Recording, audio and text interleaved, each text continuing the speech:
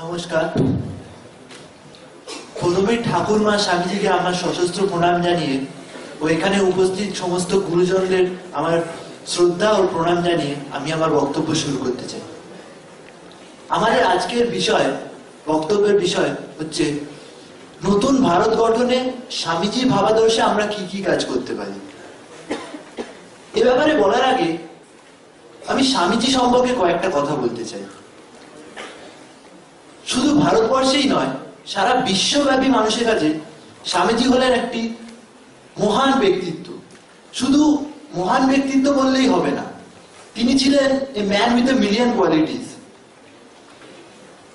আমাদের মনে আমরা সবাই জানি যে আমাদের কাছে নিজেরটা একটা মানুষ কাজ করতে যাচ্ছে, তখন তার কাছে কি হচ্ছে যে না আমি এটা নিজে পাবো, ব্যাস এটাই আমার কাছে সবকিছু।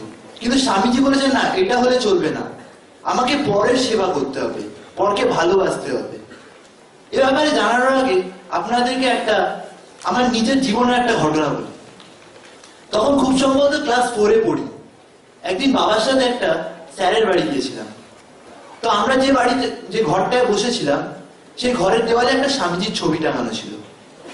তো বাবা আমায় বললেন যাও স্বামীজিকে প্রণাম করে আসো। তো আমি গিয়ে আমি প্রণামটা করলাম। কিন্তু আমার মনে একটা প্রশ্ন জাগলো যে সাধারণত আমরা আমাদের বাবা মা, আমাদের আত্মীয় স্বজন এবং ভগবানদের প্রণাম করি, কিন্তু স্বামীজিকে কেন প্রণাম করতে যাবো? যেরকম আমাদের রবীন্দ্রনাথ ঠাকুর বা নেতাজি সুভাষচন্দ্র বোস বা ভগৎ সিং, এনাদের মতন মহান ব্যক্তিদের তো আমরা কোনোদিন প্রণাম করি না বা মন থেকে চাই না। তো এই প্রশ্নটা মনে জাগাতে আমি বাবাকে ওই সময় প্রশ্নটা করি। তো স্যারই আমাকে ডেকে বলেন যে স্বামীজি হলেন সেই মহাত্মা যাকে মনে করলে, যাকে অনুসরণ করলে একটা মানুষের মধ্যে শক্তির সঞ্চার ঘটে। স্বামীজিকে জানতে হলে শুধু বই পড়লে চলবে না, স্বামীজির জ্ঞান, স্বামীজির আদর্শকে নিজের মনে রেখে পথ চলা শুরু করতে হবে। এর কিছুদিন পরে যখন ধীরে ধীরে উঁচু শ্রেণীতে উঠতে থাকি, তখন আমার মধ্যে একাগ্রতার কমতি দেখা দিল। এর ফলে পড়া মনে রাখা খুবই কঠিন হয়ে পড়েছিল। একটা সময় তো পড়তে বসাটাই নিজের কাছে বলতে গেলে একটা অসুবিধা মনে হচ্ছিল যে এই পড়তে বলবো, না না একটু পরে বসি, এটা ভালো হবে। তো ধীরে ধীরে একাগ্রতা কমিতে পড়াশোনা খারাপ হতে থাকলো। তো বাবাকে এই ব্যাপারে জানাতে বাবা আমায় বললো যাও গিয়ে স্যারের সঙ্গে একবার দেখা করে আসো। স্যারকে গিয়ে আমার অসুবিধার কথা বলতে স্যার বললো কোনো অসুবিধাই নেই, এটা তো সামান্য ব্যাপার, তুই এক কাজ কর, রোজ সকালে 10 মিনিট করে স্বামীজিকে স্মরণ কর, নিজের চোখ বুঝিয়ে 10 মিনিট, বেশি না, স্বামীজিকে মনে কর, স্বামীজির কথা ভাব। তো এক সপ্তাহ এই জিনিস অভ্যাসটা করার পর নিজের মধ্যে সত্যি একটা পরিবর্তন অনুভব করলাম। তো এতে হলো কি, আমি আমার পড়ার মধ্যে নিজের মনটাও বসাতে পারলাম। এর আগে হতো যখন পড়তে বসতাম, এই বন্ধু ডাকছে চ খেলতে যাবো, চলে আসি, এখানে টিভিতে একটা ভালো সিনেমা হচ্ছে, চলো টিভি দেখতে স্টার্ট করে দিই। এর মধ্যে হচ্ছে কি একাগ্রতার কমতিটা দেখা যাচ্ছিল। কিন্তু স্বামীজিকে মনে করার পর সেই একাগ্রতাটা আমার মধ্যে ফিরে এসেছিল। এটার থেকে আমার মধ্যে এটাই পুরো ক্লিয়ার যে স্বামীজি হলেন সেই মহান ব্যক্তি যাকে মনে করলে একটা মানুষের মধ্যে বল জাগে। তিনি হচ্ছেন মনের বল। এক কথায় তিনি হচ্ছেন অসম্ভবকে সম্ভব করা। দেশ গঠনের ক্ষেত্রে স্বামীজি যেসব দিকে বেশি গুরুত্ব দিয়েছেন সেগুলো হলো আধ্যাত্মিকতা ও নৈতিকতার ভিত্তিতে দেশ গঠন, শ্রদ্ধা, দেশপ্রেম, শিক্ষা বিস্তার, ভালোবাসা, দারিদ্রতা দূরীকরণ ও মনুষ্যত্বের বিকাশ। এর মধ্যে সবকিছুই সম্ভব যদি একটা মানুষ শিক্ষিত হয়ে ওঠে, কারণ শিক্ষিত মানুষ ছাড়া কোনো কিছুই সম্ভব নয়। একটা সমাজ যদি অশিক্ষিত হয়, দেশের মানুষের মধ্যে যদি শিক্ষা না থাকে, তাহলে সেই সমাজ একটা গতিহীন বাস্তবে পরিণত হয় এবং এই গতিহীন সমাজটি একটা খুবই কি বলবো আপনাদেরকে, একটা নোংরা জলাশয় পরিণত হচ্ছে। তো এই জলাশয়কে পরিষ্কার করতে হলে আমাদেরকে প্রথমে আমাদের সমাজের মধ্যে শিক্ষা দান করতে হবে। তো এই শিক্ষা দান করতে গেলে কি করতে হবে? শুধু স্কুল খুলে দাও, এখানে কোচিং সেন্টার তৈরি করে দাও, স্কুল শিক্ষাদান হয়ে গেল, বা কাউকে বাড়িতে এসে পড়িয়ে দাও, শিক্ষাদান হয়ে গেল না। শিক্ষাদান করতে হলে প্রথমে আমাদেরকে বাচ্চাদের কাছে, যারা শিক্ষার্থী তাদের কাছে নিজেদেরকে পৌঁছাতে হবে। শুধু আমি একটা টিচার হলাম, আমি টিচারের মতন করে বুঝিয়ে গেলাম, শিক্ষক ছাত্র কি বুঝলো বুঝলাম না, মাসের শেষে মাইনেটা নিয়ে পকেটে বুঝে নিলাম। এটা কি হলো? আমি যদি আমার শিক্ষা দান না করতে পারলাম, তাহলে শিক্ষক হওয়ার মানে সার্থকতাটা কোথায়? এই জন্য প্রথমে আমাদেরকে শিক্ষা দান করতে হবে, প্রকৃত শিক্ষা দান করতে হবে।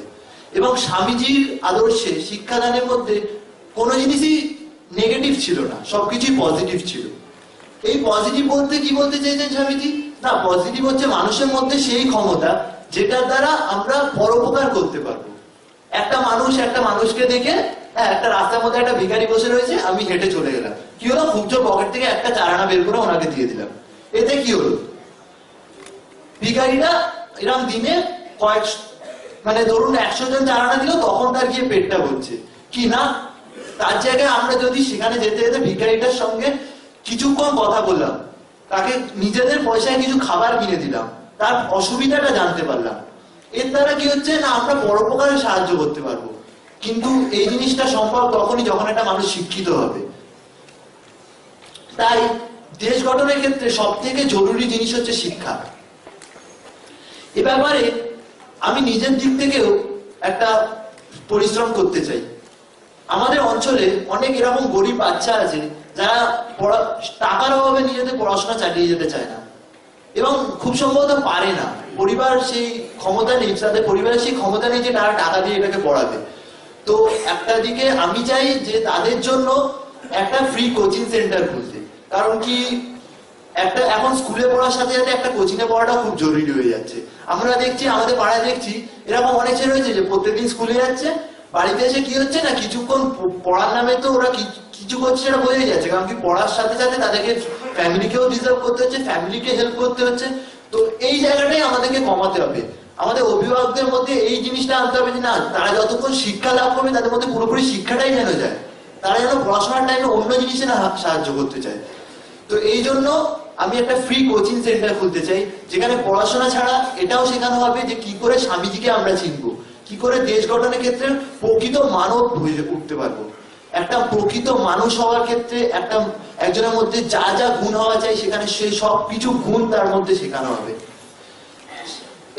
আমার এই উদ্দেশ্য সফলে স্বামীজি নিশ্চয়ই আমাকে সাহায্য করবেন, আমি এই প্রত্যয় নিজের মধ্যে রাখি। সুতরাং দেশ গঠনের ক্ষেত্রে আমি যেন একটি প্রকৃত মানুষ হয়ে উঠতে পারি। এবং Ramakrishna mission institute of culture আজকে আমাকে এইখানে যে সুযোগটা দিয়েছে, তার জন্য আমি ধন্যবাদ জানাই তাদেরকে, ও একই নিজের মধ্যে তাদের জন্য অনেক শ্রদ্ধা আনি। আজকে এই সকালে সবাইকে জানাতে চাই যে আপনাদের সবার মধ্যে যে যতটা পারবেন তার দিয়ে আপনারা কাউকে হেল্প করুন, এবং তাদেরকে বলুন না যে একটুখানি সবাইকে হেল্প করতে। কারণ কি, একজনের থেকে আরেকজন হেল্প পাচ্ছে, তার থেকে আরেকজন হেল্প পাচ্ছে, এরকম করেই তো পুরো দেশের মধ্যে সাহায্য ছড়িয়ে পড়বে, এবং এর দ্বারা শিক্ষাটাও পড়বে। তো আপনারা আজ থেকেই এখান থেকে দাঁড়িয়ে আমার সঙ্গে এটা শপথ করুন না যে আজকে থেকে আমরা এখান থেকে বেরিয়ে যে রাস্তার মধ্যে যাকে দেখবো, যেরকম ভাবে দেখবো, যাকে অসুবিধায় দেখবো তাকেই সাহায্য করবো। এবং স্বামীজিকে মনে রাখবেন, আপনারা কোনো জায়গায় আটকাবেন না। নমস্কার।